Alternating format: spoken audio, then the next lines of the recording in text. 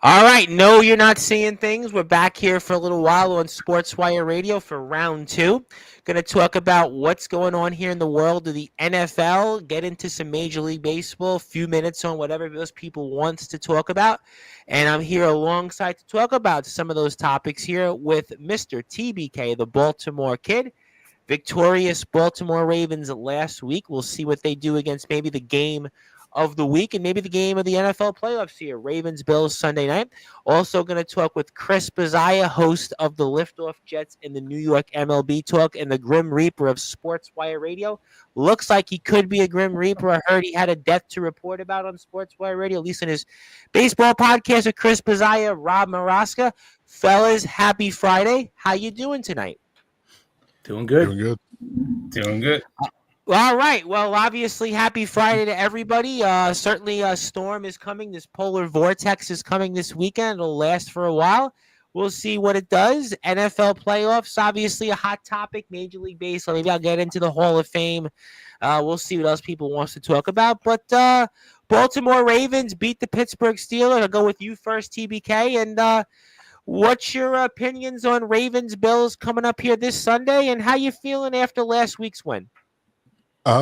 Well, I should have trusted Chris's gut. He was absolutely right. We won, and not only did we won in dominant fashion. Has to feel good if you're that team. But the thing I see about the Ravens is they are not allowing themselves any moments of true excitement or happiness right now. They are so laser focused, you'd think we lost. I mean, there's no smiles. There's no, the message is clear. We're not finished yet. So I said it last time we talked. I said, if the Ravens have the opportunity to get to the Bills, watch out, because anything could happen. And I said it last time too. I think it's absolutely insane for anybody to talk crazy during the playoffs, for anybody to sit there and go, this is what's going to happen. This is going to be the outcome. What are you doing? Because you saw it last week. The question we have to ask ourselves is, are the Rams really that good, or was Sam Darnold finally showing his ass that he's terrible? Well, Sam, it's funny you said that, because if you were watching the game, the post game, and they were talking about the Vikings, the first 16 games and the last 2 games, and the big debate now is Sam Darnold, is he going to get this big contract? And they were talking about it after the game, and some people were saying yes, other people were saying no. And I mean, to kind of go off topic for a minute, what does the future for Sam Darnold hold him? What is his future? It's an interesting question, because future, I'm sure a team is going to sign him to be a starter next year, right? It's just a matter of, is he going to get like a longer term deal, or is it just going to be is he going to be that guy that's going to be the bridge quarterback for a lot of teams? Maybe sign him for a couple of years or a year. And think about it. Is a franchise willing to give this guy the keys to the franchise to be the franchise quarterback? I don't know if a team is willing to do that. These last 2 weeks. That's a good question. Yeah. These last 2 weeks showed a lot. Yeah, I got a question for you. Do you think the last 2 weeks definitely showed a lot. Do you think he cost himself any money because of the last 2 games, especially against the Rams? He was horrible. That game was horrible. I think so. I without a doubt, I think so. Because look, think of Minnesota. Minnesota has options. If they didn't have J.J. McCarthy coming back, I think, they would have definitely signed Sam Darnold. Now it's like, well, those last 2 weeks didn't look too good for him. So, you know what? Let's go with J.J. McCarthy. He's cheaper. We have a lot of holes next year because we have a lot of free agents, Minnesota-wise. So they got a lot of holes to fill. So I think they're not going to re-sign him. I think someone else is going to take a chance. But who is going to take a chance with him? Would Cleveland give him a shot? Would the Raiders? How about the Jets? No, I don't see that happening. I don't see him No, coming back you yet. sure? You sure? Yeah, I don't know. I don't see it happening. No. I don't know about Cleveland because I'm pretty sure they re-signed Deshaun. Well, Maybe he as might be a done. TBK, he might be done. really. He hurt his Oh yeah, his yeah, yeah. Achilles again. Yep. So think Sorry, about it. you're If right. that's another year. Oh, Well, I got one for you. A team that missed the playoffs and they had their own quarterback issues with a former Minnesota Vikings quarterback, the Atlanta Falcons. You talked about Bridge, he drafted the kid last year, so they're going to go right? with him. Penix, right? But Bridge quarterback, right? You went with Kirk Cousins. I mean, I'm just Penix kind of proved at the end of the year he looked okay. He looked solid. I'm not saying he's. So Sam Darnold is not going to be with the Minnesota Vikings. Basically, the story of the moral of it is that he's not going to be with the Minnesota Vikings. The Minnesota Vikings are going to go and go back to the drawing board. Okay, maybe we overestimated the Minnesota Vikings. A lot of people were high on them. Everybody was excited about them. They were going to beat the Lions, but then the last 2 weeks, the last game of the regular season against Detroit, they don't do much. And then the game against the Rams, they do nothing. Was it maybe the Rams playing for something bigger than football? You think about everything that's going on in California, and prayers to all those people out there. I mean, it's just a terrible thing in the world. It's obviously a natural disaster, and it's a humanitarian effort, unlike maybe really it's something we haven't seen really in recent memory, unfortunately. But did the Rams play for something more, and maybe that played into it? I mean, they got to a strong start. I mean, the Vikings were in it, but you just never felt they could put anything together. Any thoughts on that? definitely didn't have them beating Detroit. I mean, Detroit is the favorite for the NFC right now. But I mean, I don't know, because I had the Vikings winning that game. It kind of felt like the Rams kind of backed into the playoffs. But when you're in that situation, I guess, it's do or die. And it's do or die for every team, but some, circumstances are more dire. So I guess that's, You know what? You got to say it this way. I don't know if it helped them, but it definitely didn't hinder them from how good they played. No, because sometimes, I think TBK made a good point. I think most people had the Vikings, and most people thought the Vikings were going to beat the Rams. Even the Rams, I mean, they were a good football team. You look at them second half of the season, they were solid. They put things together, had a good mix. I mean, Stafford's obviously won a Super Bowl there, coach that's found a way. But I do think that the majority of people probably favored the Vikings. And I thought it was also fascinating that only one road team won in all the games last weekend. It was only one. That was Washington. Everybody else, usually it's a little bit more of an even. I'll get to Angela in a minute. Angela's got a comment for us on X, and I'll let Angela talk to us in a minute about that. But usually you get a couple teams on the road, but you didn't get that this past weekend. Were you guys surprised about that in any way? No, not really. I mean, were there any surprises this weekend? I mean, I'll be honest. Maybe Tampa Bay not winning against Washington. I think that was a coin toss game. I called that one. I told you. I said. I told you. I said. I think the Commanders are good enough to win that one. Going forward, it just gets harder, right? The teams become more elite because this is the cream of the crop here. I think that was a toss-up game. No, I think that was definitely, we talked about it last week on the show. I think that was a legit toss-up game. But the other games, usually there's an upset. There's usually somebody that goes in. Some people are high on the Packers. Some people thought the Vikings we just spoke about. I mean, I think Denver and Buffalo, I don't think anybody had Denver. We spoke about that. Yeah, I think Pittsburgh came into it honestly with 4 straight losses. I'm not a big believer, in momentum. Maybe the Chargers and Texans, right? Would you say that was a game? Maybe you thought the Chargers. Yeah, that game kind of changed. I did like the Chargers. I think the Chargers and the Vikings.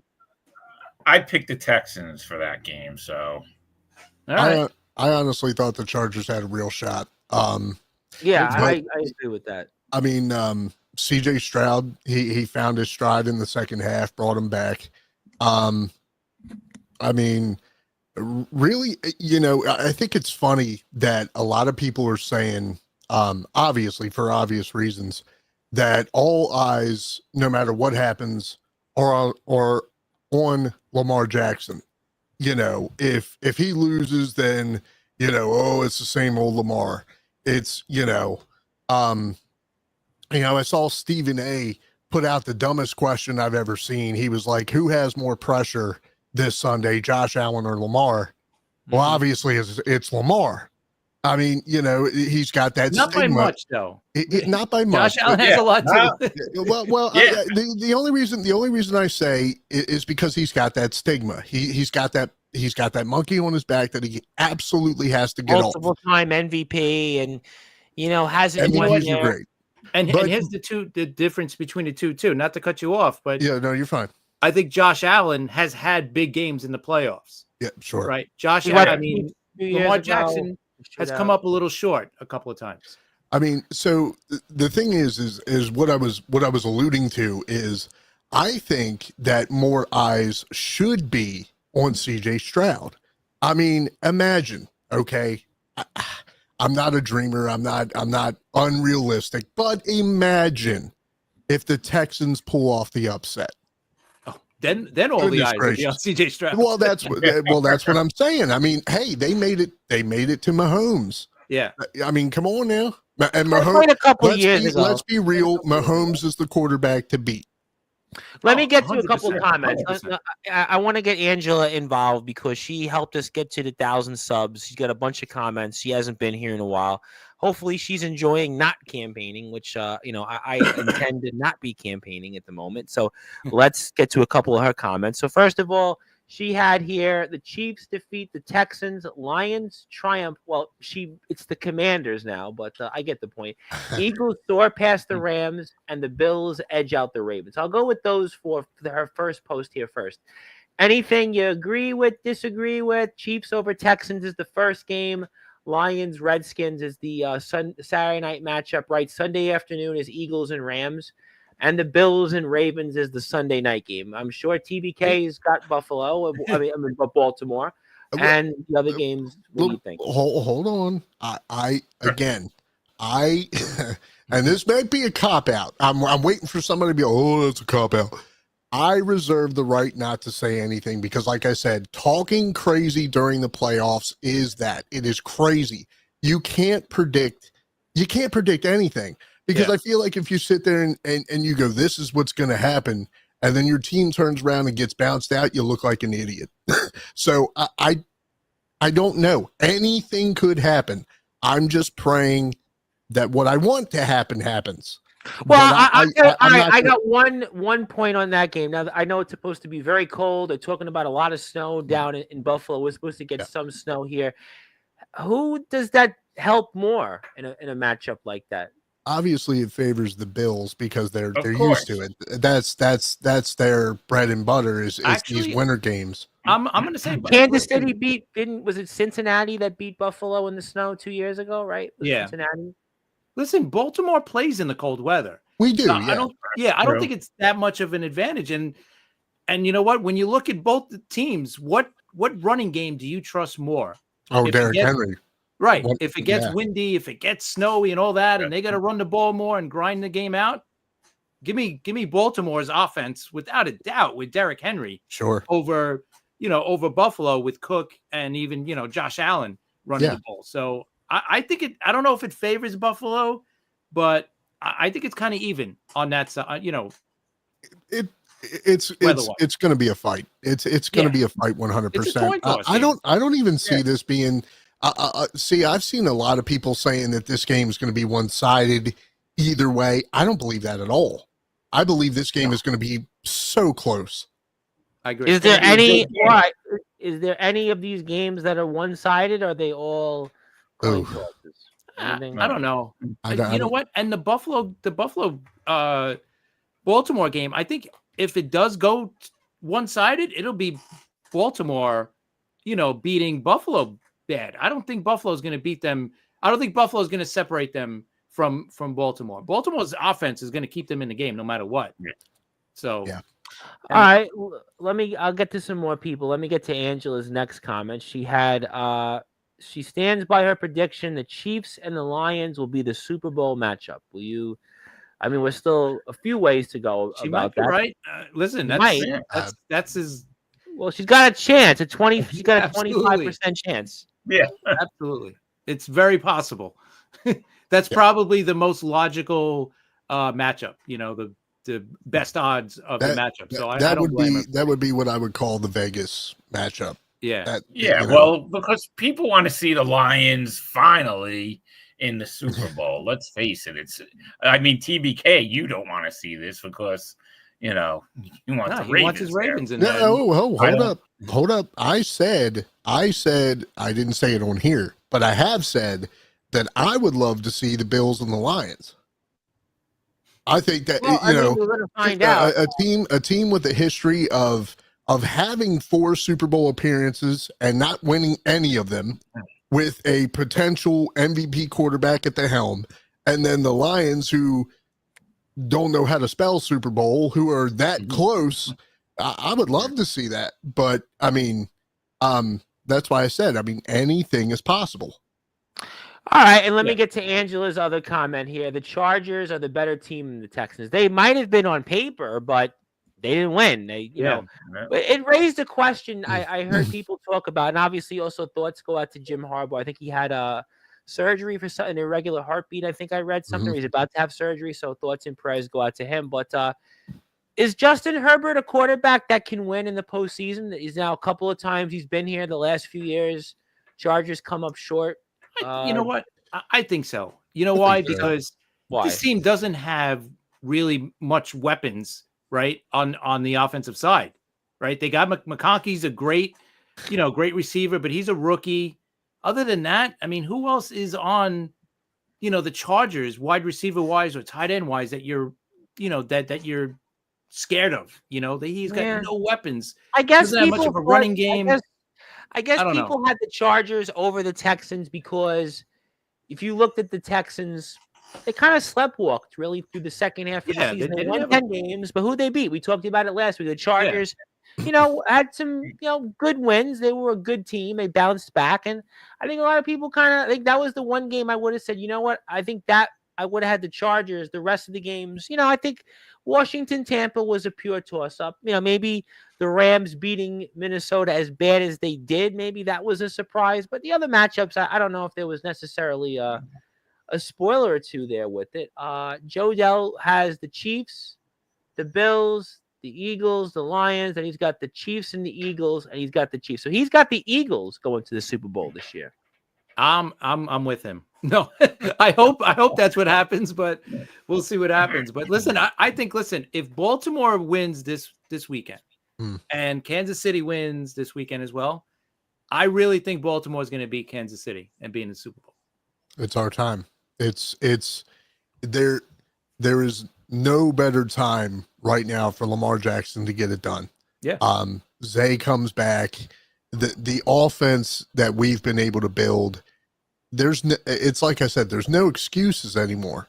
You wanted the offense, you got it. You gotta make it happen this year. And with the threat of Todd Monken moving on too, you have to. This has to be the year. And you know what? You could say that on the flip side. You could say that about Detroit too. Detroit's probably going to lose their OC and they're going to lose their DC, right? Yeah. And who knows? Well, that always happens, right? You're successful the last couple of years, and teams want to, obviously, take some of that away. I think, Aaron Glenn, obviously, a tough thing to do for a team to, get gutted like that after they win or lose. The Lions are probably going to get gutted, from their coaching staff, and that's going to be tough because now can Dan Campbell go and, find himself another offensive coordinator that could work this offense the way it has. I mean, this offense is basically unstoppable, The 400 yards a game on average. It's ridiculous. Yeah, well, we're going to find out how teams stop them. We're going to find out how Washington, but it's going to be a shootout. That might be the highest scoring game of the week. Don't you think, of the weekend here? That those teams could put up 80 points together, that might be a game you want to watch and everyone else figure it out. But Joey Bosham's in the house. He thinks that this weekend's games are better than last weekend. Do you guys Let's hope agree so. with that? Yeah, yeah. This is usually historically the divisional round is usually the best weekend of football. Because it's Usually. closer. You Yeah. got some games that are more closely wound up. Nolan Money McDermott would like to say hello. Thank you, Maria, for tuning in. Maria DeFalco. Okay, Zilla's in the house. Thank you, Zilla. She says hello to everybody. Notre Dame national championship game Monday night against Ohio State. Obviously, he's got the Fighting Irish. But I was listening to Inside the NFL, and they was very high on Ohio State. So I don't know. That's a good question. Italians not playing. Joe Dell needs the Irish to win. He might need a luck or two. He might need a prayer for the Irish, but He definitely does. That's the case of it there. But all right, so you guys think then that the winner of the Ravens-Bills game, though, that's the team that goes to represent the AFC? Is that what I just heard a few minutes ago? I think if it's Baltimore, I don't know if Buffalo's going to go into Kansas City. I don't know. It's really tough because I don't want to. You know what? I don't want to bet against Kansas City just because every time you bet against this team, that's when they beat you, right? And they're like the Patriots during their run with Brady and Belichick. Every time you thought, they're not winning it this year. They're not that good. Boom, they go right to the Super Bowl and win it. So it's so frustrating. And I think that's what they got right now. And you know what? Kansas City has that mental advantage over every team. Yes. Right? Because you go into, Arrowhead now and you think once that team goes up by a touchdown, it's almost like in the back of your mind, you may not be saying it out loud, but in the back of your mind, you're like, here we go. This is Kansas City. Now they're going to run away with it, or now they're going to beat us. So they got that mental advantage over every team, especially teams that they've beaten already. Buffalo, they've beaten Baltimore, right? So it's so frustrating. And I think Baltimore on paper has the better team than anybody in the AFC. I mean, Lamar can sit there and give every press conference he wants and say that he doesn't care about Mahomes, that he doesn't care about the Chiefs. Bullshit. Right. Okay. You do care because it's the one guy you can't get past. And, I would love to sit here and say that depending on how we play Sunday is going to be the precipice for the rest of our run all the way up to the big dance. You still have to beat Mahomes. And like I said, now, if by some miracle the Texans pull off the upset, we own CJ Stroud, so I'm not worried. Exactly. Well, we'll find out. Angela wanted to say she's got tomorrow Detroit 38, Washington 17. That overconfident, or that's just you think that's a good prediction? She might be right. She might be right. Yeah. Listen, the Lions offense, we know, could put up that many points, right? It's just a matter of what is Jaden Daniels going to do in that environment in Detroit, right? Because that place is going to be loud as. Well, could you make the case that he's a rookie quarterback? He's obviously had an historic season for a rookie. Sometimes in these cases, these rookies, they're just going out there and they're not bothered by this. They're not bothered by the trouble, the pressure or the crowd, and they may just go out there and just let it all hang out, and they could give it a game. You're 100% right. Yeah, or it could go the other way. Right? Absolutely. No, listen, it's a Washington football team that won a playoff game for the first time in 20 years. Last time they won a playoff game, Joe Gibbs was the head coach. That tells you, Washington. Big difference, though, right? Going into Tampa and winning, and then going into Detroit. Oh, for sure. I think. Right? Oh yeah. Tampa, like you said earlier. Tampa was, a product of their division. I mean, I think they were an okay football team, but I think most people didn't think they were, basically a one and done team. Fair. Yeah.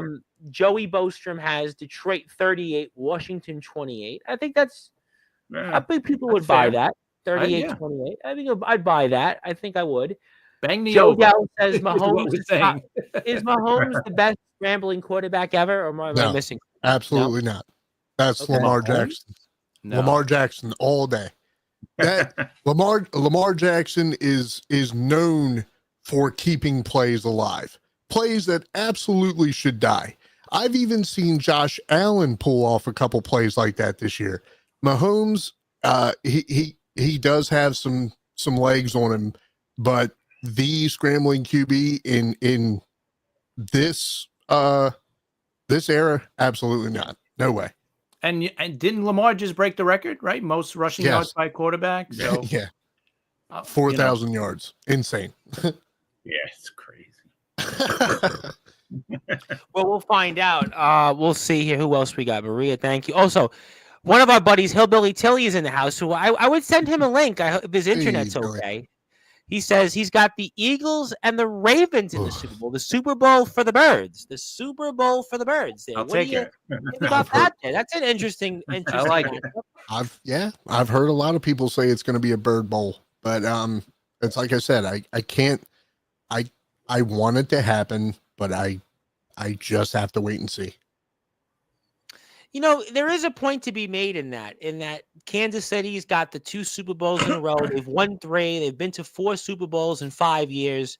And eventually, you know, time runs out. We've seen it in dynasties. Yeah. The Yankees had the 4 World Series wins in 5 years. And, you know, they were going for the 6th and they lost the World Series. 2003, they went back. They went to the World Series 6 times in 8 years. The Patriots obviously had their run. The Penguins in the NHL, in the NBA, if you were a fan of the Heat and the Warriors recently, the Lakers had the 3 championships in a row.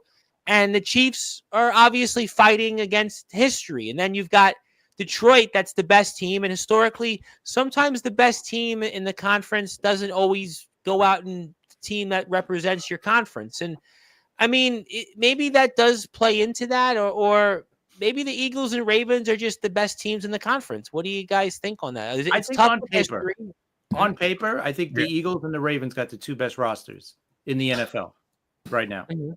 Eagles got really no weakness on their team.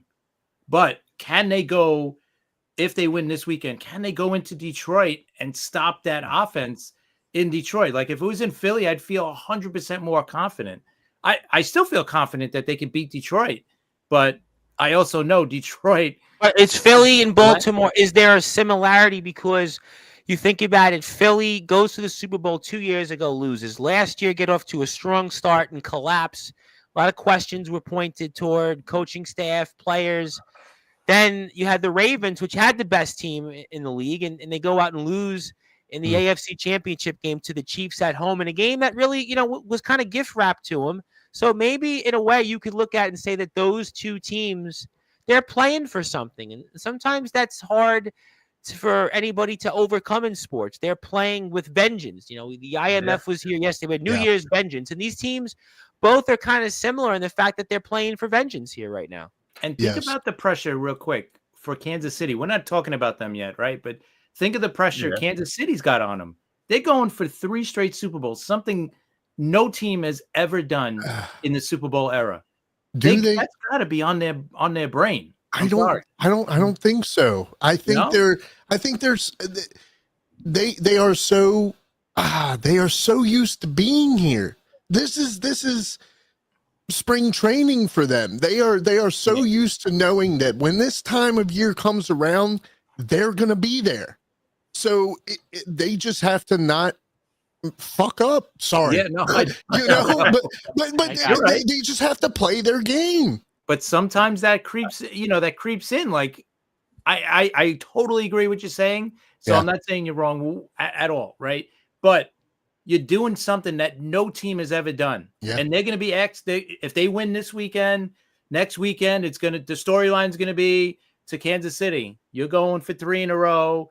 That's what they're going to hear. And then on the other side, if it's Baltimore, you know, Lamar is going to hear it. Oh, you know, you haven't gotten past these guys. It's almost like a similar situation to guys like Steve Young before he finally won the Super Bowl. Yeah. And he was there, got to a championship game a couple times, didn't quite get there. John Elway was a guy that got to the Super Bowl a few times, didn't win, and finally got there.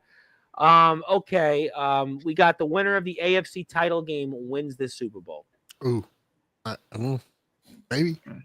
I think if you're putting up Baltimore and Philadelphia, that game is not. You take Lamar and oh my gosh, His Is that like name's- an interstate Super Bowl, by the way? Baltimore, Philadelphia. Are they like connected by like a high, like interstate I mean, Super they're Bowl? close kind of? by, right? They're close. within a couple Yeah. hours, right? Close. It's a quick Yeah. drive, right?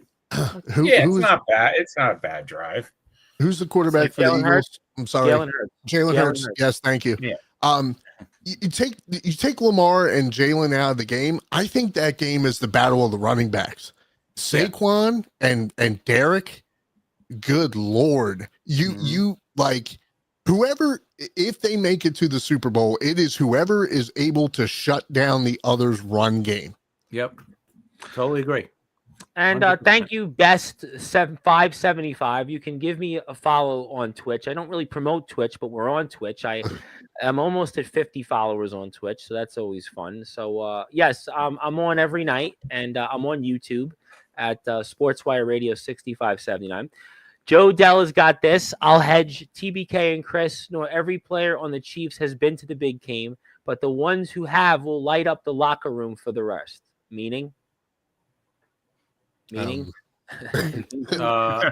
thinking he's like basically like Mahomes and Kelsey are going to be like the leaders. Like, just follow us. We've been here before. Well, I think they've been. I think. Listen, I think I would imagine a lot of the players have been into the Super Bowl, and they've also. If you hadn't been on the team, you've obviously heard about their success, and you're going to know about it. One of my friends who's listening to the show wanted to put this in here. His were his picks, and I appreciate it. He has Buffalo, Kansas City, Philadelphia, and Detroit. He has Buffalo, Kansas City, Philadelphia, and Detroit. His reason as to why he has Buffalo, he thinks that Baltimore could win, but he thinks that the weather will be a huge factor because of the slippery field conditions and the freezing temperatures. That's his reason why.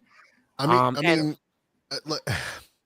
snow isn't a foreign object here, but I mean, New York. I mean, the upstate New York gets it. upstate New York. Downstate, we really haven't gotten New one. York. Remember, Baltimore's an outdoor north. Yeah, cold I mean, weather team too. yeah, it's not like it's a foreign. It's not like we're Miami. Okay, Well, how Yeah. about this? All right, I'll throw it out. Or I'll throw Detroit, it out right? there. I'll throw You're it not out a there. dome team.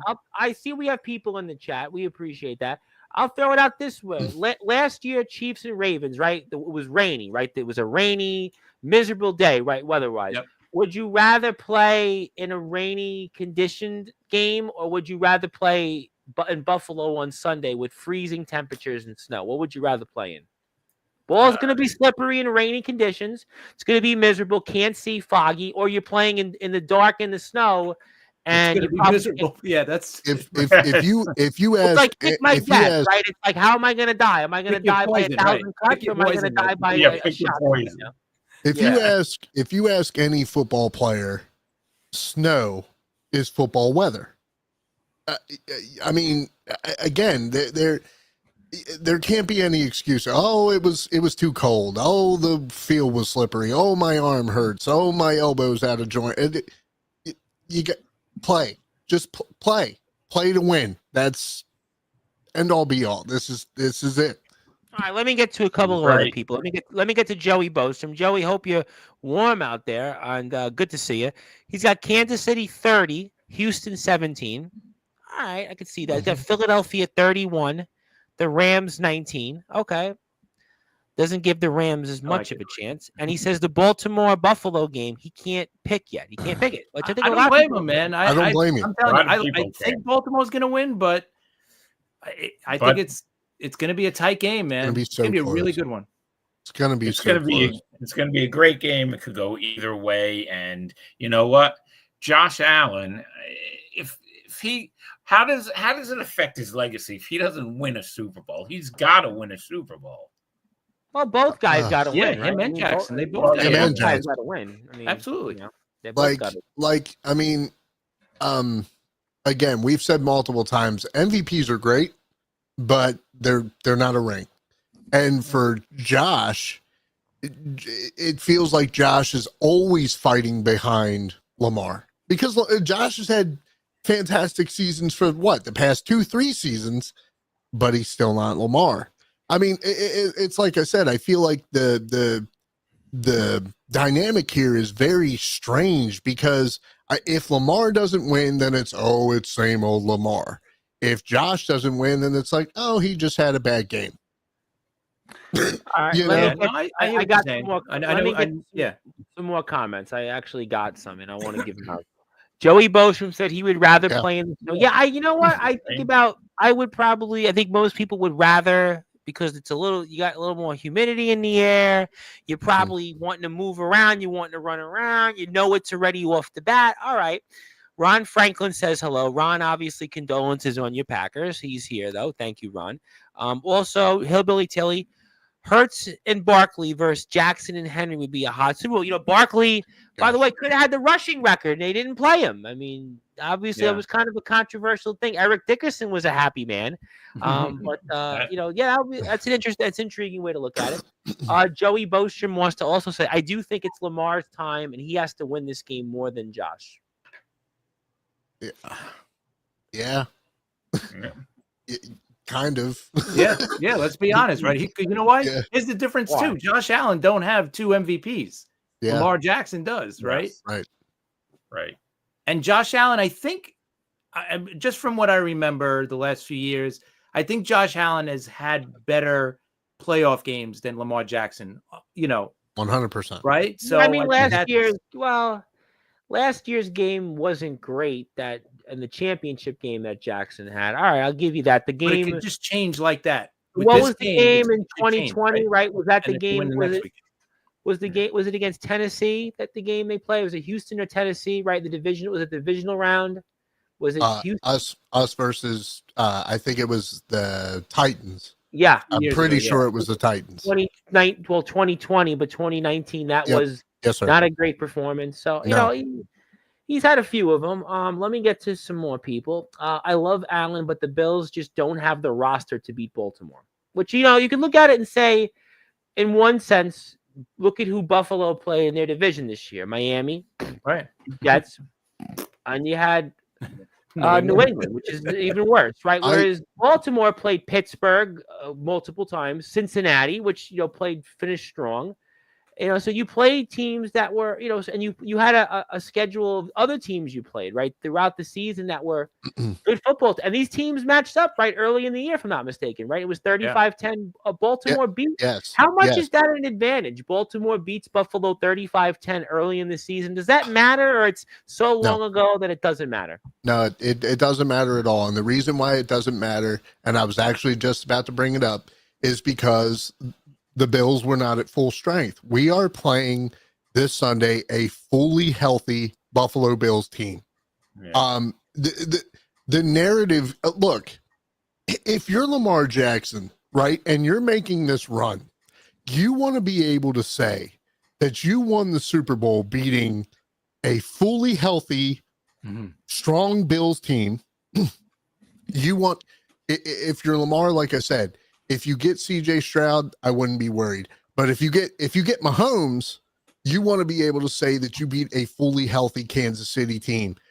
At this point in the game, no, the past doesn't matter. It's all about the here and now.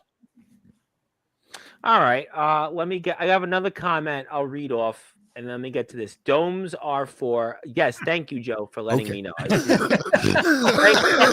had Rhino on Sportzwire, so I'm going to leave that at that.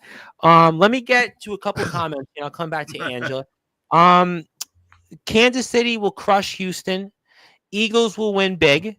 And Washington will give Detroit a battle, but Detroit will win, but it'll be difficult for Detroit. I think Philadelphia, is the weather that much of a factor there for the Rams, where that maybe propels the Eagles? And I think Washington and Detroit, I could see that being a slugfest. It definitely helps Philly because the Rams are a dome team, right? Yeah. That's what Joe is saying. They're a dome team. So I think it'll definitely affect them more than, with Philly. And Philly loves to run the ball, right? That's been their MO all season long. So they want it to be cold and windy and let's grind this game out because they got one of the best offensive lines we've seen in a few years now, right? So they're just gonna try to win that battle on the at the line of scrimmage, like they've done all season. And this kind of weather. And why wouldn't they? I mean, Saquon's having an absolute breakout year. And could have had the rushing record. They didn't play him the last week. That's obviously we'll never know. He was even mentioned in the MVP consideration against Lamar and Josh Allen. The first running back to be in that conversation. Why wouldn't they want to run the ball? Why wouldn't it's tailor made for Philly at this point. That's a good point. I mean, obviously, weather. That's why I think next week, if they win and let's say Detroit wins, Philly playing in Detroit, I don't know if they could win playing that game. That grind it out. Controlling the. Well, that's like your example would be San Francisco went into Philadelphia 2 years ago, right? And you would have said, if Philadelphia was going into San Francisco, Philadelphia would have a harder time. But San Francisco goes in there and the weather was cold. It was just terrible. And, if Philadelphia got off to a hot start. Was it Purdy that broke his thumb, I think, or his hand? Someone his arm, shoulder, arm, something. Yeah, and the game was just never a contest. Whereas, again, Philadelphia and Detroit could be a similar instance. Detroit's not going to Philadelphia where, next weekend, I don't know what the weather will be like now. It's still about 9 days away. But if it went to that, you're obviously not playing in, toasty dome conditions. Whereas, that's what you wouldn't be getting in Philadelphia. And I think that we'll have to see weather being a factor. And thank you, Zilla, for tuning in there. So, we'll see. I mean, obviously, there'll be some great games. I hope that there'll be matchups that people want to see more of. And, I guess we'll have to see what happens. I think that ultimately, look at Baltimore and Buffalo. I think people are going to, eye on that. I think in the NFC is the best. What is the best game of the week in the NFC then? What's the best game? Is it the Detroit and Washington, or is it maybe Philadelphia and the Rams? What do you think? I think they're both going to be pretty good. I don't think either team is going to blow out anybody, but like we were saying with Detroit and Washington, with the rookie, it could go either way, right? It could get away from that team really quick, especially playing in Detroit in the dome. So that one I think has a better chance of becoming a blowout. Philly Rams, I don't know if it's going to be a blowout, even though they did beat them pretty bad about a month or so ago in LA. So, I think Barkley had over 300 yards. Yes, that was scrimmage. So it was by 19, I think, right? That was the primetime game, right? Wasn't Philadelphia won by like 19 points or something like that? So, if I had to pick the game of the week for the NFC, without a doubt, is the Commanders and the Lions. And the only reason I say this is because if you take this back several years, these two teams aren't even in the conversation for what they're playing for right now. So I think also you look at it, right? Washington first playoff win in 2 decades. Washington hasn't been to even the NFC Championship. They last won the Super Bowl in 91. They've had a couple of playoff wins in the last 30 plus years. Detroit, it's well documented their futility in the postseason. So in a way, the winner of this game is, certainly they have a chance to rewrite a lot of history. Whereas you look at the rest of these teams, Kansas City, we don't have to go there.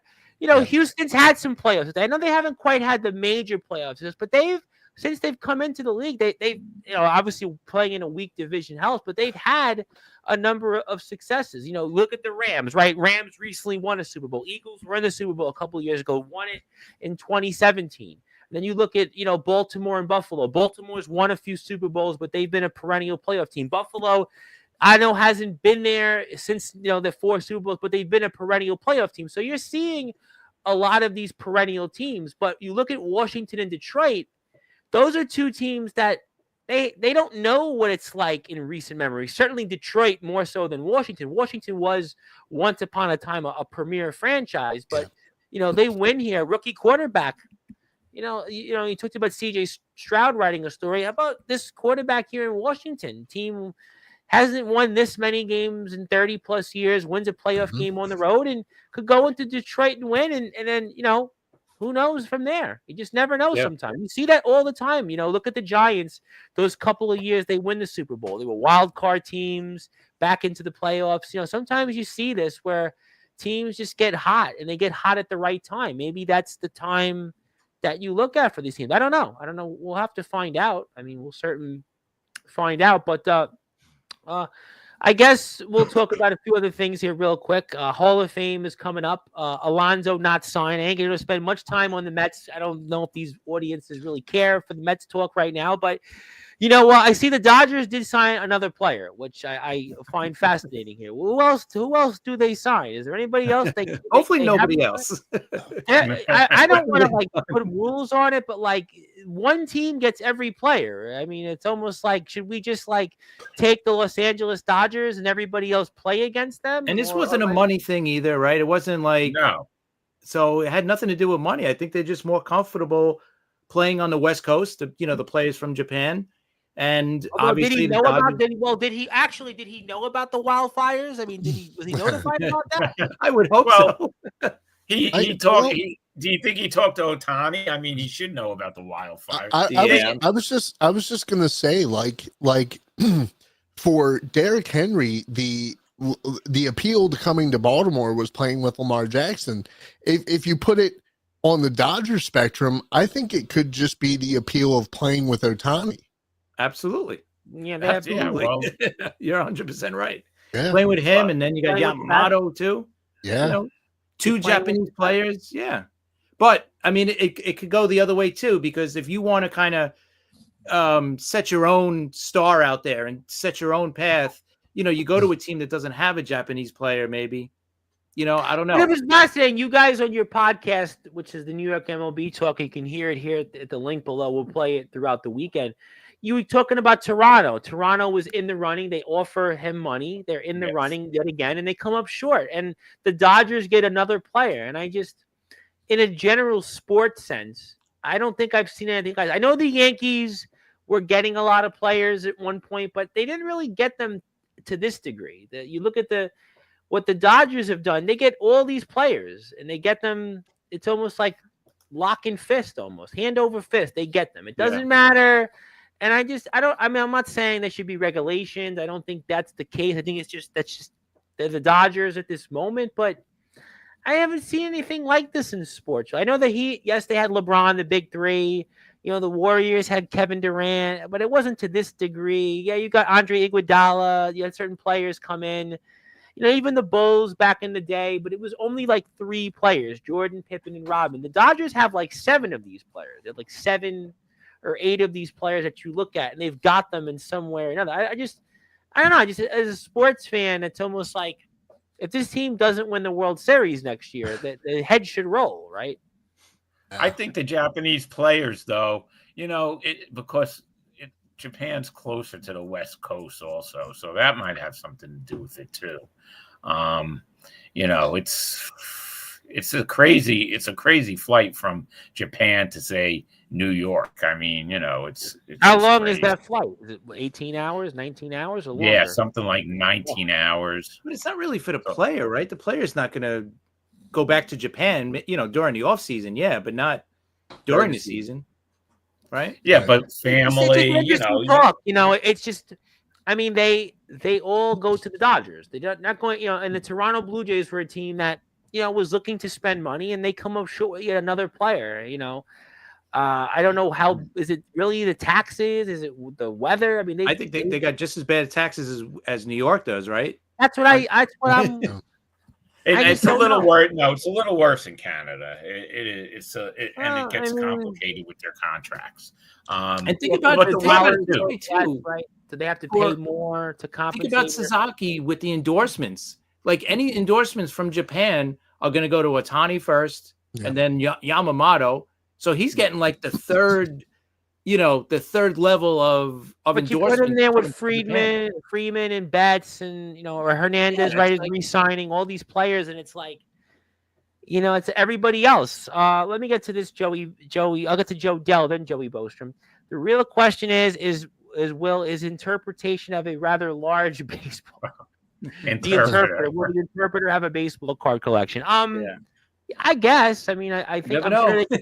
Sure. I'm sure they can get autographed. You know, I actually knew somebody. It's funny. There was a guy I knew over here with Chris Bazaya, Rob Maraska, and TBK. We're talking for a little while longer, talking about some of the different signings here in the world of sports, talking about NFL playoffs.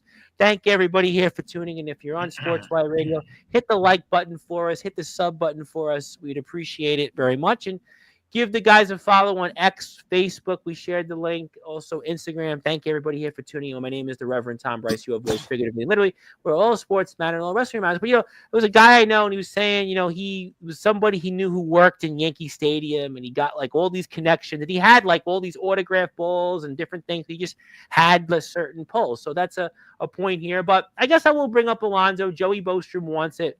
So where does Alonso go? Where do the Mets go from here? Mets signed a reliever today, but they didn't sign Alonso, which it doesn't seem like they're ever signing him.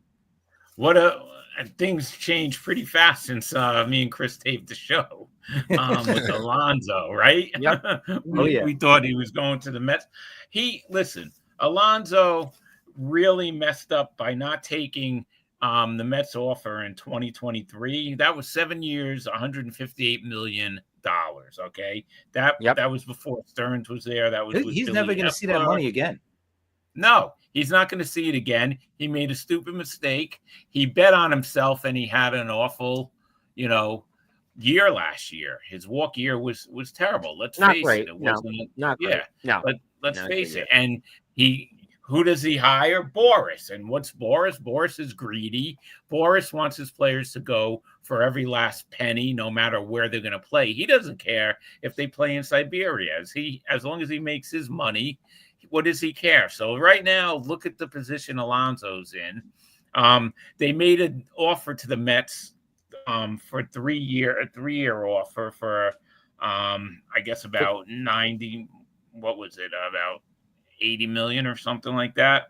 Yeah. And the Mets counter offered with the 3-year, but they wanted no opt-outs. And Alonso wanted an opt-out. So Alonso. So what is Alonso then? Is it just we're going to do a 1-year, $30+ million deal with somebody a la Blake Snell, or is somebody just?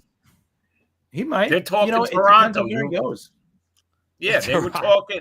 If he's talking to Toronto, he ain't going to Toronto. Everybody else says Toronto. There, unless they trade Vladimir Guerrero. No, I know. Well, you know what? I got a Baltimore guy here, Anthony Santander. Why hasn't he been re-signed? You talked about it in your podcast. This guy had 40-something home runs. That's to me more of a question than Alonso, because this guy had 40-something home runs and he's still not signed today.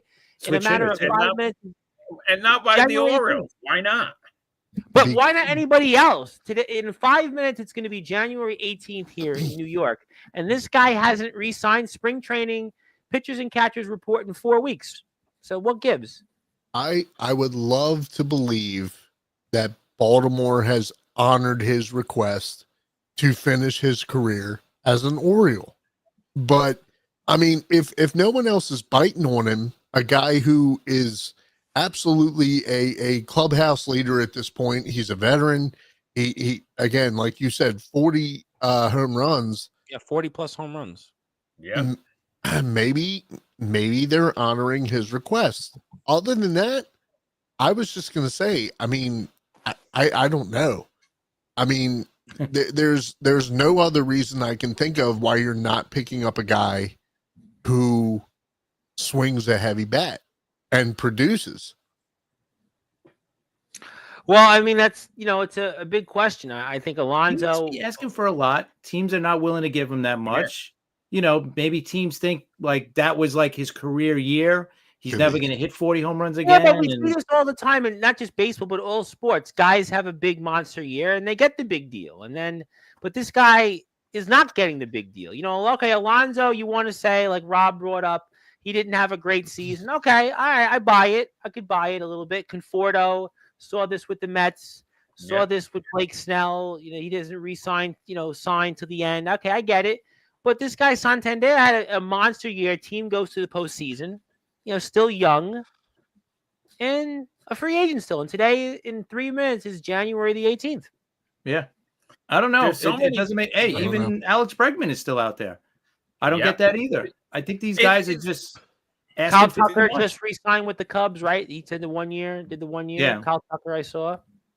This offseason's been crazy because like teams you thought like the Atlanta Braves, the Braves haven't done anything this offseason. Like what's going on with some of these teams? Yeah. I mean, Chris Well, was I said talking maybe about you're trying that. to avoid the payroll tax. You're trying to avoid the salary cap tax. That's maybe teams are looking at it. You guys read it off like last month. Maybe that's I don't know, but money doesn't necessarily buy you these World Series, and maybe that's a part of it. Listen, I don't know. Alonso, I guess, not coming back to the Mets. Then is that a done deal? He's not coming back, or there's still a possibility. Maybe they do a one-shot, 1 year deal. Santander, Orioles, no chance of 1 year deal. These guys try to go on the market one more time. Maybe they do. Maybe Alonso bounces back, has a big year. Santander. I mean, I don't know. Maybe it's. I think Santander's got to sign a big deal because if he goes back, like let's say if he goes back to Baltimore on a 1 year deal, is he really going to hit over 40 home runs again? Like that was his career year. Can he back that up and do it again? I mean, I don't know. Maybe it fit in perfectly for him. He had his career year. Yeah. He went into free agency and nothing. I mean, maybe it's just as simple as he wants to finish his career somewhere that he's appreciated. I don't know. I don't know at this point. Like to have a guy who had a career year, to have 40 home runs, I haven't heard anything about him. Nothing. Right, no offers, no deals, no 44 home runs, 102 runs batted in last year. No offers, no deals, no interest. I have to believe that Baltimore is honoring his request to finish his career as a Baltimore Oriole. That's the only thing I can think of. I mean, it's a fascinating, it's a fascinating. We'll see something now that Suzuki is signed. A lot of teams are waiting on him. Maybe now we'll see a team. Well, listen, spring training. I know we're getting ready for like this snow polar vortex, but we're like less than a month away. 4 weeks. You're looking at now, like this is legit. You're legitimately going to be near something. The question I could ask is where would Santander go that he can make a real impact at this Toronto? point? I guess Toronto. They never sign anybody, but Toronto. If they let go of Vlad, maybe, but maybe even pair him with them in the division. You're trying to win. Yeah, it's tough. It's really Houston. tough. How about Houston?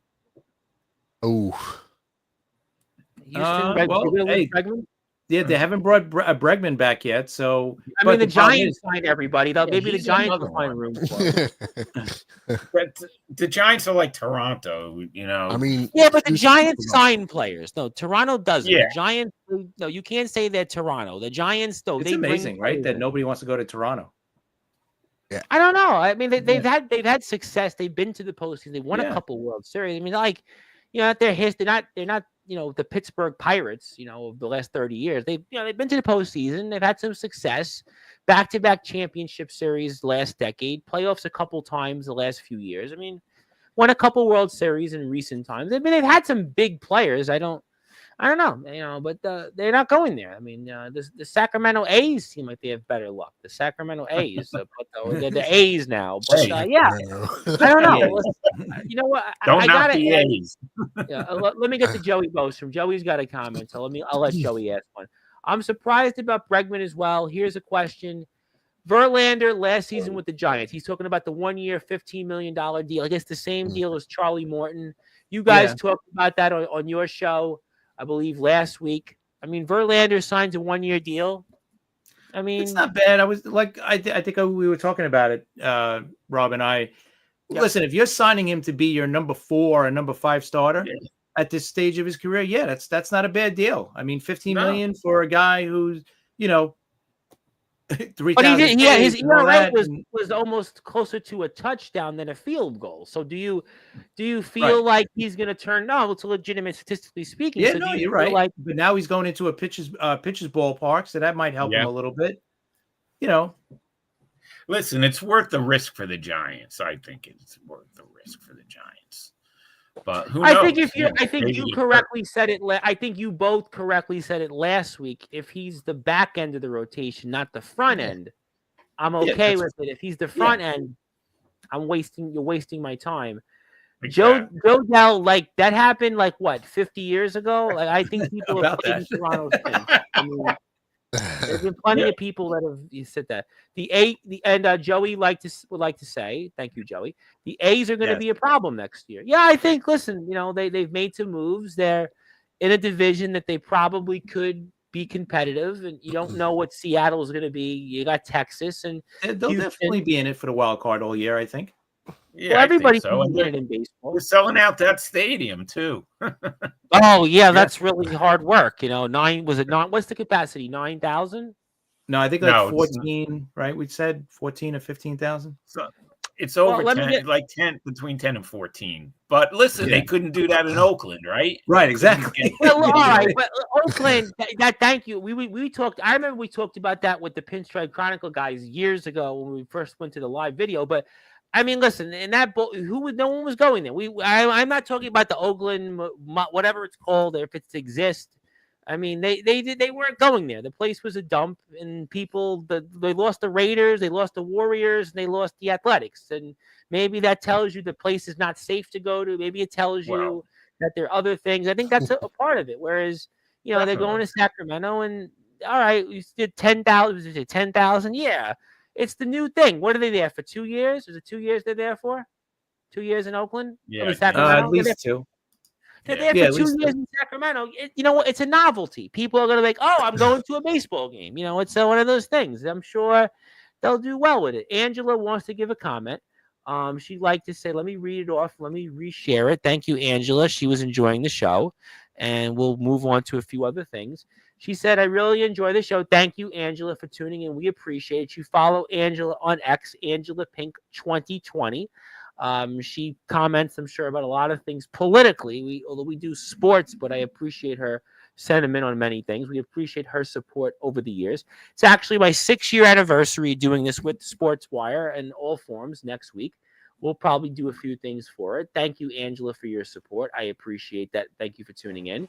Also, Joe Dell, little known fact, the Winfield incident happened on the same exact day Rob Maraska received the AARP packet. Did you receive the AARP packet? And did you fill it out and send it in the mail afterward? That's the big question. Of course. I mean, I remember my father getting the AARP packet, but he didn't live much longer after that. Maybe that was a good thing. I don't know. Maybe not a good thing. I don't know. But I remember him getting it. Is that a bad omen for Rob? Well, I mean, I mean, I don't know if Rob got it or not, but I remember my father getting it, and then he got Social Security like right afterwards. So that was just I don't know if it was irony or not, but I don't know about that. But the Winfield incident happened a really long time ago, and I don't even know what was the Winfield incident. What are we talking about? He killed a pigeon. He was throwing a ball. And he killed a pigeon. He hit it not on purpose. Well, basically, he did what. So basically, if you're for the Rock fans, he did what Ozzy did, right? He killed a. Remember the famous Ozzy story? Ozzy's on but Winfield didn't do it on purpose. Oh, well, yeah, I'm sure Winfield didn't do it on purpose. Ozzy probably was hungry. Ozzy was probably out of his mind and probably was like, yeah, all right. I mean, and Ozzy pissed on the Alamo. I mean, so Ozzy definitely did it on purpose. Ozzy did it on purpose.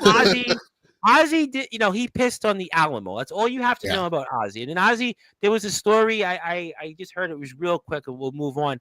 It was Vince Neil of Motley Crue. They were asking him, and they said, "Oh, how did you meet Ozzy?" And he said the first time he met him, he had on this big Russian fur coat, and all the band members had the fur coats on, and it was like, okay, yeah, you know what? Yeah, all right, that's Ozzy. I'm gonna meet, it's all right. And then something happened with they were pissing on the wall or something. I don't know, whatever it was. But well, you want to know something? When I met Ozzy, because I DJ'd at the Ritz, when he played the Ritz, and then after we should have brought him on to Sportswire. You should have told me. They took what the hell, Rob? The whole time you've known Ozzy? Listen, so after the show, him and Sharon took us, the DJ. There was two DJs Okay. and the Uh-huh. bouncers to breakfast, and Okay. we couldn't understand one word that Ozzy was saying. Now they did. Not Now one you know word. that they were doing No. that because of the payola. They wanted you to play the music more, right? That's why they took you. To They didn't need me to play the music. No, but that's a Grease true Rob. And story. Joe Dell did a nice thing a couple of years ago. Yes. He actually found the poster from the night I DJ'd when Ozzy was there, and he gave it to me. That's which was nice. Awesome. That's Very good. That was So, like I I mean- can't even. That was amazing, though. It was just And how is the post? How is the condition of the poster? mint. Mint Wow. still is. Wow. Yeah, mint. It's pretty good. So You yeah, should post it on yeah. social media. You probably get a lot of you likes. guys- on that. Yeah, I used to DJ in a lot of clubs in the city, so I met a lot of people. I back still in the contend day. that they took That's you out awesome. because of the payola, right? We talk about the 80s, right? 80s. Yeah. Radio was still payola. There was still the day of the payola. Okay. Maria Payola, said what is we're not that? You're losing me on Payola this. That's when means like- they paid you to play mute. They used to pay radio stations money, which is illegal, to play songs, play to music. basically Oh, like okay. inflate the album Yeah. sales of an album. So I like, got you. Okay. like if it was CBS Records, Warner Brothers Records, Capitol Records.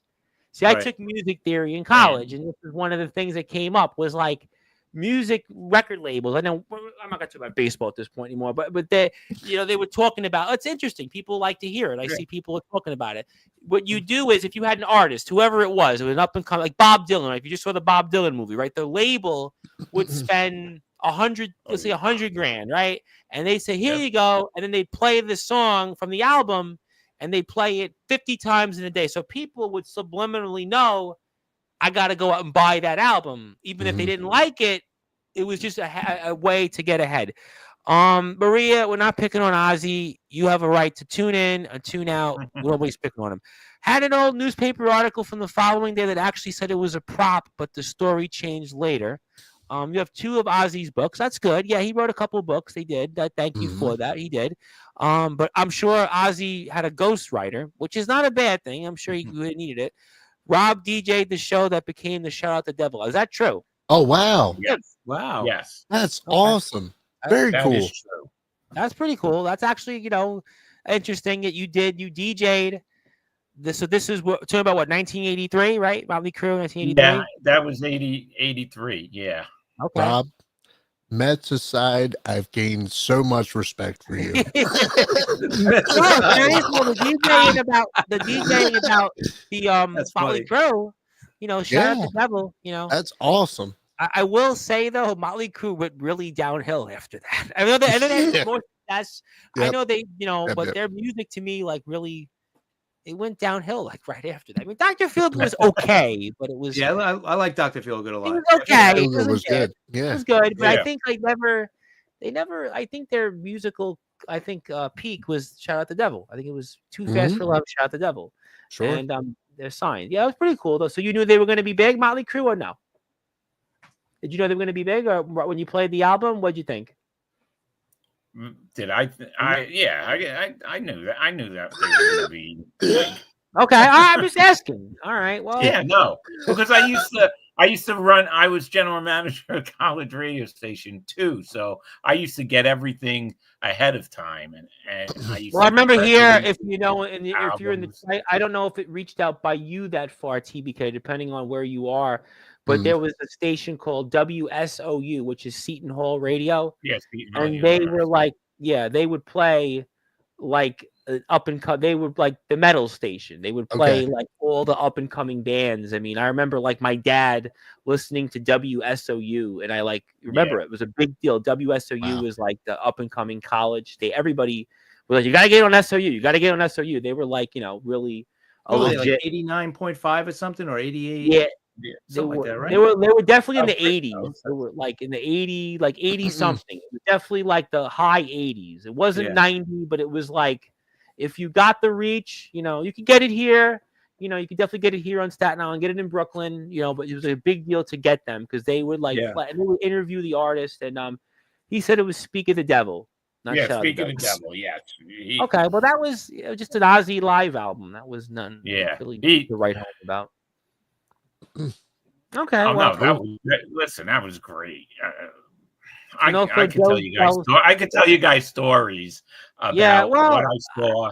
I gotta do it one day. I tell you what, we'll do it. Maybe next week, maybe next Friday. We'll see. Yeah, Maybe I mean, I, backstage, what I saw, you cannot believe. You can't believe. maybe next Friday. Maybe we'll do it because I don't know if I want to talk baseball free agents yet, but yeah, I could see that WSOU back in the '80s. Yeah, WSOU. The other station, well, they had here WSIA, which is Staten Island College. Then it was Kingsborough, which Staten Island College radio was a little bit better. Actually, Kingsborough, believe it or not, was good for sports. They actually the Kingsborough, which is was it WKBR? I think it was. They would play like wrestling. There was a wrestling show they would play, and then they would play sometimes baseball coverage. They were pretty good with that.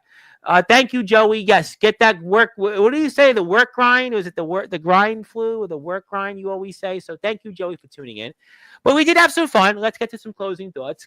I'm going to go with you first, TBK. You can throw in anything else you want in that. We'll see you next Friday. Good show. We had some fun. A lot of people the comments. It was people had some comments. It was good. Angela, thank you for tuning in. I think Angela has another comment, but I'll pass the baton to you, TBK. I'll put your Instagram up and fire away. Yeah, man. A lot of fun. Thanks for having me as always, Tom. Boys, good to see you. I would be remiss if I didn't talk any wrestling. I know Randy's not here. Randy's not here next week, by the way. Also, Randy's not going to be here for the next 2 weeks. Slacker. Well, it's all right. It's all right. It's all right. Yeah. I mean, let's talk some wrestling real quick. So go for it. There's so much going on right now. The TNA and WWE deal.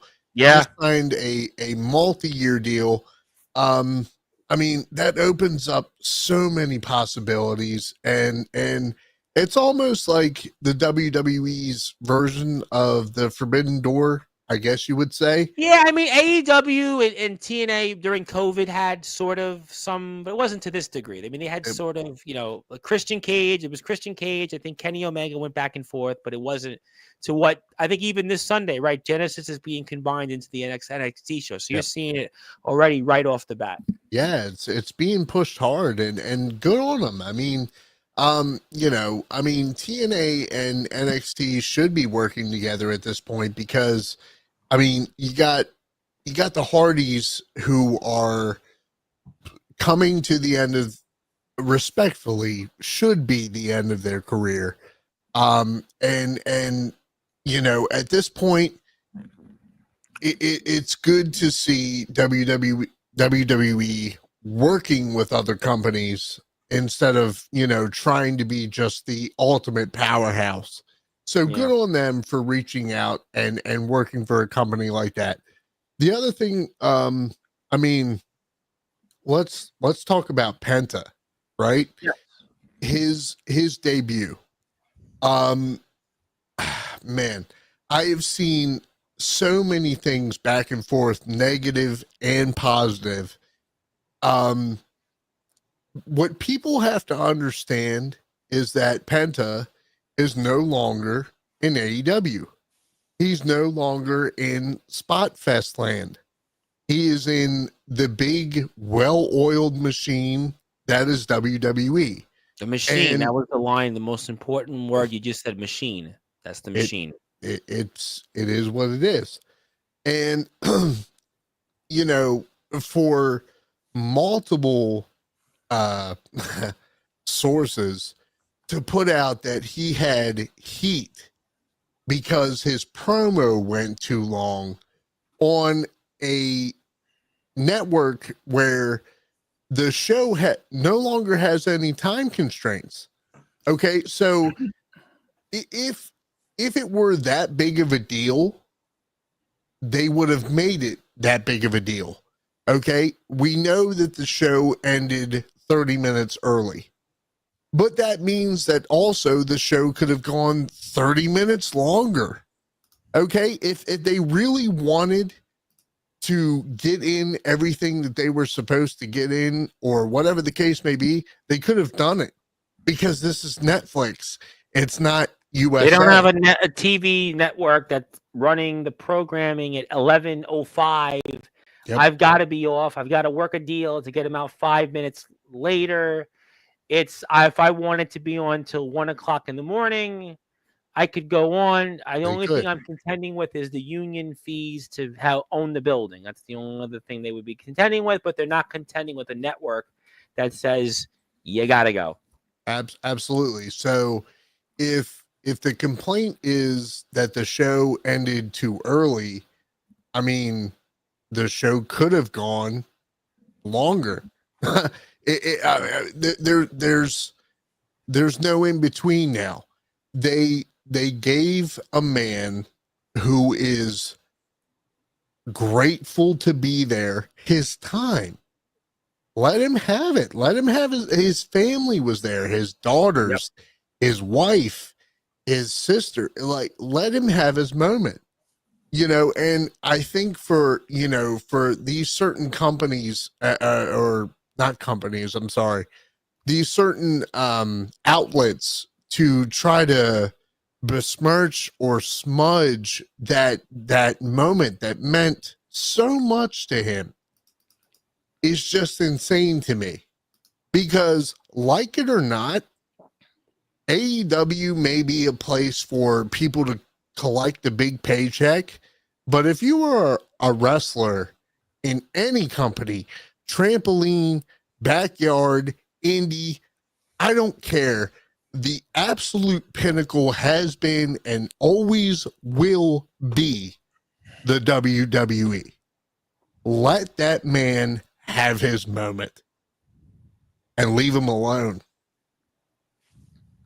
Well, I think that's obviously something we'll see, and WWE has obviously got a lot of momentum. We're on the road to the Royal Rumble. We've got Saturday night's main event coming up next weekend, so a lot of great stuff. Maybe we'll mix a few thoughts into that on next week's show. We'll probably have some kind of formatted show similar to this. So, good points. I enjoyed that. I enjoyed the variety, and I'm glad that people enjoyed that as well. So, thank you for that. And TBK's Yes, on Instagram. Give him a follow. Chris, I'm going to pass the baton to you. I'm going to play the Liftoff Jets tomorrow. I'm here all day throughout the weekend. Today, I was doing looking at a thing called property listings. I was looking at acting as a prospective buyer. It was a fun experience. I'll probably put a picture up what it looks like, but I'll pass the baton to you. Enjoyed the show with the New York MLB talk, and the floor is yours. Tom, thank you as always for everything. Guys, great show as always. Yeah, just looking forward to the games this weekend, and then Monday night is the championship game for the NCAA. Yes. Right? So that's going to be fun too, even though I'm not a fan of either team. So I don't know who I'm going to be rooting for. Yeah, you're a Michigan guy, so looking forward to a good game. That's about it. Hit me up on Twitter, CP7NY. Look for Rob and I's NYMLB Talk episode next week. We'll be talking about the Hall of Fame and Liftoff Jets as well. Next week, we'll be recapping the games and previewing next week's title games. I look forward to that. And literally, that's where I was, literally on top of the world. That was nice. It was fifth. This was fifth. No, this was 80th Street and Amsterdam Avenue and 80th Street. It was like this little like studio apartment. No, barely a studio apartment. It was like they had like this little thing you go in, and it was like boop. And it was like, okay, that's like the edge of the world. But it was a fun experience. But not as fun as listening to the New York MLB talk and the Liftoff Jets. And we'll play the new show coming up here this coming afternoon. Rob, I'm going to pass the baton to you. Anything else you want to plug, share, or say? Maybe we'll talk more about the war stories of 84 and 86 DJing and the interviews. Maybe, you know what, might actually require it. So we'll talk about that maybe on next Friday's show. I passed the baton to you. Good stuff. Had some fun. And anything else you want to plug, share, or say, be my guest. Great show, guys. As usual, just wanted to make two quick comments. The Mets re-signed Jess Winker to a 1 year, $8 million contract. I like Winker a lot, so I'm happy with that. I mean, they're saying well now Alonso may go because of this signing, but it's not because of that signing. And the Mets signed AJ Minter to Saw 2-year, that. $22 million deal. I don't know how the Braves let him go to the Mets. I have no idea. I don't know what's going on with the Braves, but I'm happy that the Mets got him. He's an excellent setup guy. So the Mets are making the moves slowly but surely, and we'll just have to see what happens. But it looks like we said before, Alonso may be gone. But if he is gone, basically I think it's his own fault. So there's that. But yeah, anyway, I think it's gonna hurt for the Met fan, and I think if he leaves, no question, because he did have a memorable moment, homegrown yeah. player, still has had a lot of success, but unfortunately, it's a business, right? Sports is a business, and the Mets have decided he may not be worth what he would like, and that's kind of where we're at. Definitely, we'll have to see what happens, and definitely check out the New York MLB Talk Liftoff Jets, and also want to give thoughts and prayers to everybody out there in California with the wildfires. I definitely want to keep people. Hopefully, they have their thoughts with that, and we'll definitely resume some of this talk next week. Enjoyed the conversations. Thank you, Angela, for her comments. Enjoyed that. Thank you for everybody for sharing the show. I see Rob just shared it on Facebook. We see it's in the Sports Authorities group as well. So my name is the Reverend Tom Bryce, your voice figuratively and literally where all sports matters, all wrestling matters. I'm joined here by TBK, joined here by Chris Bazaya and Rob Maraska. I'll be here at 10 o'clock today with Psychotic Freak. I don't even know what I'm talking about, but we'll have to find. I don't know. This one I really know. Some guys, it's like, okay, Rhino's here. Okay, I know. James Fury, just an MLW. I know what I'm talking about. This one, well, we'll have to find out. But that's the beauty of it. You just never know. Life's a box of chocolates. But thank you, everybody, for your support. Thank you for everything else. Hit the sub button for us. If you haven't, hit the like button. And good morning, good afternoon, good evening, wherever you are on the number one global radio, that is Sportswire Radio, where all sports matters and all wrestling matters.